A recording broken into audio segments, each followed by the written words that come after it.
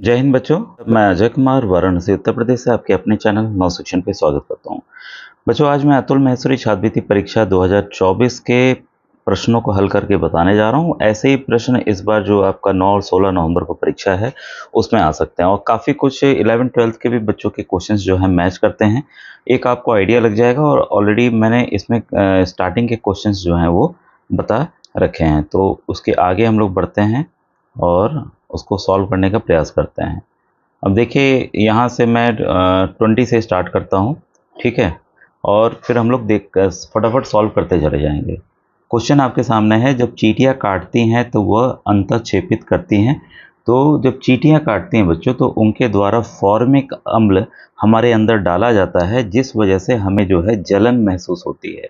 और कोई भी एसिड या अम्ल आप देखते होंगे या टॉयलेट वगैरह कभी साफ़ आपने किया होगा, धुआँ आता है, साफ़ तुरंत हो जाता है, वो किस वजह से है? वो एसिड होता है, अम्ल होता है, ठीक है? तो ये फॉर्मिक एसिड है, उसके डंक में होता है, जिस वजह से हमें वहाँ जलन होती है। वो चींटी हमें अपने अंदर, हमारे शरीर के अंदर डाल देती है, ठीक है? सेकंड है, क्वेश्चन है, नाट्य शास्त्र के लेखक थे। तो 21 का सही आंसर है भरत मुनि थे, ठीक है? फिर भारत में एमवी गंगा बिलास नामक विश्व के सबसे लंबे रिवर क्रूज का शुभारंभ कहाँ हुआ? तो ये बच्चों, ये वाराणसी मेरे जनपद से ही हुआ है, ठीक है?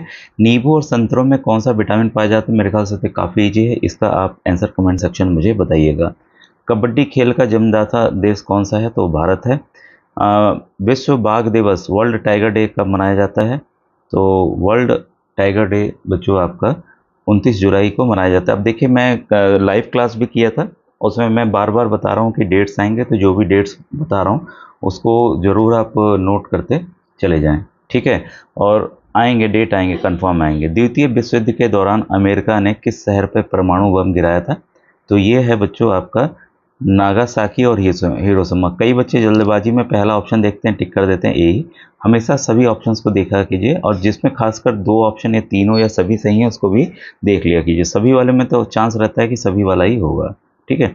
इंडिया स्टील 2023 सम्मेलन मेजबान कौन देश रहा? तो अभी जितने भी सम्मेलन हो रहे हैं उसको भी मैं बता रहा हूँ, लेटेस्ट जो करंट अफेयर्स वाले में, तो देखिए उससे ही सवाल ये आएंगे। ऐसे ये वाला मुंबई में होता है, तो ये इंपॉर्टेंट नहीं है, करंट अफेयर रिलेटेड है।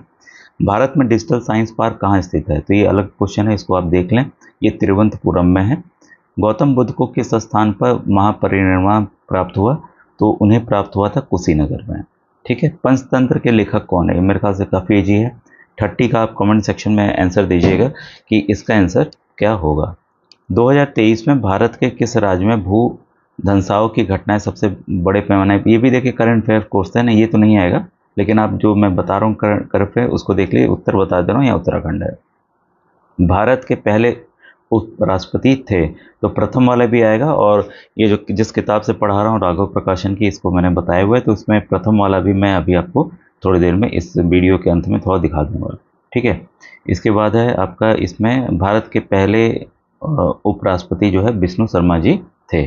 चर्चित पुस्तक वार एंड पीस के लेखक कौन है? तो जितनी पुस्तकें हैं उसको भी ध्यान आपको रखना है, वो भी मैं बता दूंगा, ठीक है? तो ये है लियो टॉल्स्टॉय। तो 33 का ऑप्शन नंबर ए सही है। त्रिपुरा की राजधानी, तो जितने भी 28 राज्य हैं उसके आप राजधानी देख लीजिएगा, ठीक है?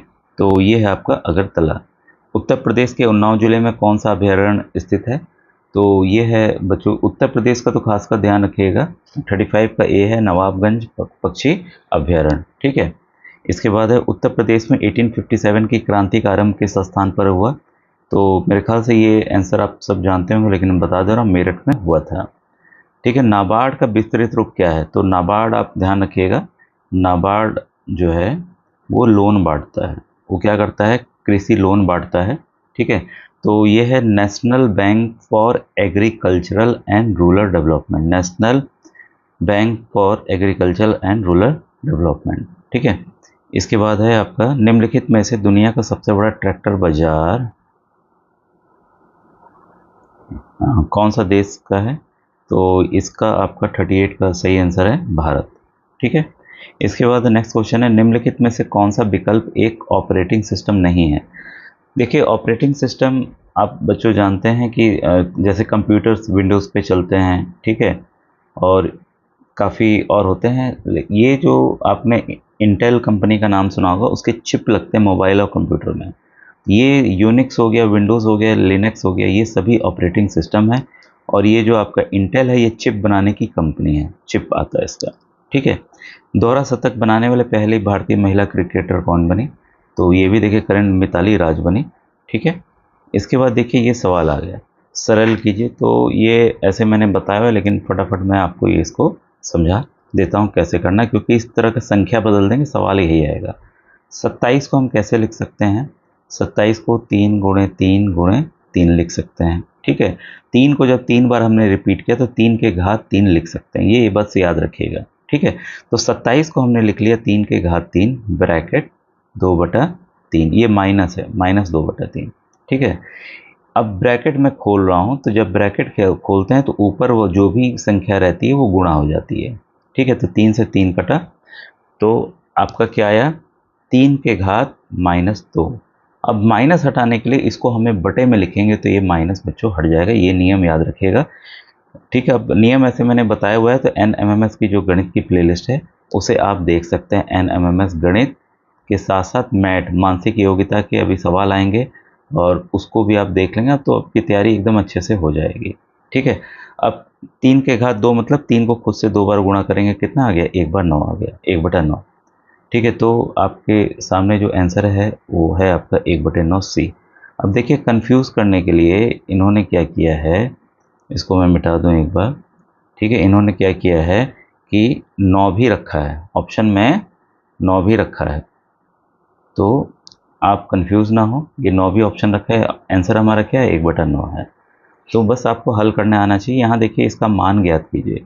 जो जो दशमलव वाले प्रश्न आते हैं अक्सर उसमें बच्चे कंफ्यूज हो जाते हैं कि इसको कैसे किया जाए, और गलती की संभावना जो है आपकी बढ़ जाती है, ठीक है। तो इसको कैसे हल करेंगे? 3.24 ये भाग कर रहा है या कोई भी बटे की संख्या को, जब भी इस तरह के सवाल हो तो सबसे पहले आप नीचे दशमलव हटाना है। नीचे से दशमलव हटाने के लिए तो देखिए एक तो नियम सिंपल है, ये बता दूं, इसके बाद मैं वो भी बता देता हूँ। दशमलव हटाएंगे, इसके बदले में ऊपर 1 जाएगा, जितनी संख्या रहती है उतना जीरो हम लगा देते हैं। एक तो ये हो गया नियम, ठीक है। तो ये बस कॉन्सेप्ट रखिएगा। हम क्या करेंगे कि नीचे ऊपर हम 1 से गुणा करेंगे। अब हमें पता चल गया 1000, दशमलव के बाद कितना संख्या है? 1 2 3 मतलब 1000। 1000 से हम ऊपर नीचे गुणा करेंगे, ठीक है। 1000 का पहाड़ा पढ़िए, 1000 एकम 1000, 1000 एकम 1000, या 10 10 रहता है, 10 एकम 10, 10 एकम 10, करते हो रहे हम 1 से गुणा। तो हम क्या करेंगे, हमें मकसद ये होना चाहिए ऊपर का दशमलव पे ना ध्यान देते हुए नीचे दशमलव पे ध्यान देंगे, और उसको हटाने का प्रयास करेंगे। अब यहाँ से देखिए 2 जीरो से ये दशमलव बाहर निकल गया, 2 संख्या की बाहर निकल गया, बचा 10, ये हो गया 3 2 4, एक 10 बचा, तो यहाँ जीरो हमने लगा दिया। अलग से गुणा करने की आवश्यकता नहीं, जितना जीरो रहता है यहाँ लगा देते हैं। और यहाँ से क्या है? 3 जीरो है, तो 1 2 3 दशमलव बाहर को आ गया, तो नीचे आ गया 2, ठीक है। अब हम इसको काट दें, 2 1 जा 2, फिर इसको काटिए, 2 1 जा 2, 2 6 जा 12, 2 2 जा 4, आपका 1620। तो तरीका अगर आपको पता रहेगा तो कोई भी आपको समस्या बच्चों नहीं होगी। अब ये सवाल वैसे ही है जैसे मैंने बताया था, तो इसमें वही करना है आपको कि 10 के घात 3 ले लेंगे 1000 के लिए, 1 से 10 तक के घन याद कीजिए और 1 से 25 तक का वर्ग याद कीजिए, सवाल आसान हो जाएंगे। वही तरीका है, ठीक है। तो ये क्या 3 से 3 कट जाएगा, 10 के घात 1, क्या आएगा आंसर? 43 का ए आएगा। और यही याद रखिए कि अगर ये माइनस रहता, लग भी रहा है शायद माइनस है, अगर ये माइनस रहता तो 1/10 हो जाता।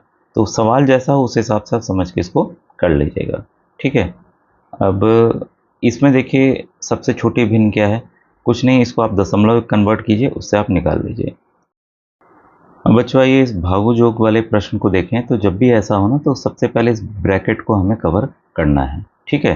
तो ब्रैकेट को करने के लिए हम क्या करते हैं कि यहाँ पर क्या हो जाएगा 6, ये 4 जब 16 को भाग देगा 4 गुणे 8, ठीक है। 6 -32 हो गया, और ये 6 -32 कितना होगा आपका? -26 होगा। तब यहाँ तक हमें पता चला इसका उत्तर आ गया -26। 15 माइनस ये -26। अब ये देखिए माइनस माइनस क्या हो जाएगा? प्लस हो जाएगा। तो 15 + 26 करेंगे, ठीक है। 15 + 26 कितना होगा आपका? 41 होगा। अब यहाँ तक हमें पता चल गया कि ये जो वैल्यू आ गई वो 41 + 41 आ गई, ठीक है। तो 19 में हम क्या करेंगे कि -41 अगर हम करते हैं, ठीक है, तो ये आ जाएगा आपका -22। क्या आ जाएगा? -22। ठीक है। अब 54 में हमें क्या करना होगा, यहाँ तक हमें पता चल गया, अब क्या आ गया? -22 आ गया। 54 है, हमें क्या करना है? 22 घटा देना है। कितना आ गया? 32 आ गया। तो ऑप्शन नंबर सी बच्चों ये आपका सही है। ठीक है, तो ये देखिए इस तरह से, और ये दशमलव का जोड़ है, दशमलव को दशमलव के नीचे लिखेंगे, आपके सवाल हल हो जाएंगे। अभी मैं और भी सवाल कराता चला जाऊँगा। ये सीटिंग पोजिशन वाला है। अब ये वाला देखिए सवाल आपके सामने है। उस विकल्प का चयन करें जिसका तीसरा शब्द से वही संबंध है जो दूसरे शब्द का पहले से है। भुवनेश्वर उड़ीसा। भाई उड़ीसा की कैपिटल क्या है? भुवनेश्वर है। आइजोल कहाँ की कैपिटल है? किस राज्य का कैपिटल आइजोल है? बस यही आपको ध्यान रखना था। तो ये है आपका मिजोरम। तो 64 का बच्चों ऑप्शन नंबर ए आपका सही है। ठीक है, अब देखिए ये क्वेश्चन नंबर 65 है। अब इसमें क्या है आपको कि एरो को किसी निश्चित कूट भाषा में एरो को फूज लिखा जाता है। Arrow ARROWFOOSE।